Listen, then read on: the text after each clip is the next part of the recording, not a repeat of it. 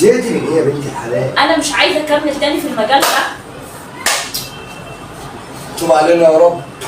انا تعبت يا امين. ايوه دي ايه المشكله اللي انا مش عايزه هو انت كل يوم يا امين هتقعدي برضه؟ انا مش فاهم. انا نفسي افهم ايه الموضوع، يعني ايه كل شويه؟ خلاص انت عايزاني اشتغل؟ خلاص انا هشتغل. انا ماليش دعوه تشتغل ما تشتغلش، دي مشكله. بس انا مش هسيب القناه يا امين ولا هسيب ده. هتصور انت فيها ازاي يا امين؟ ماليش مش احنا دعوة. متجوزين وقلنا نفتح هنعمل بيت وحياه ونعمل قناه ونبقى مشاهير؟ لا.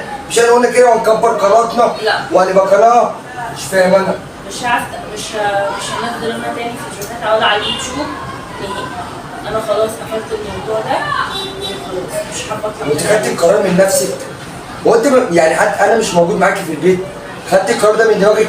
ولا انا ماليش لازمه؟ ولا انا خلاص؟ كده لا معنى كده انت طالما خدت القرار من دماغك ومن نفسك وان انا مش طالعه وان انا مش عامله، يبقى ده كلام ده منك من دماغك وانا مش موجود. ايوه طب ما انا حره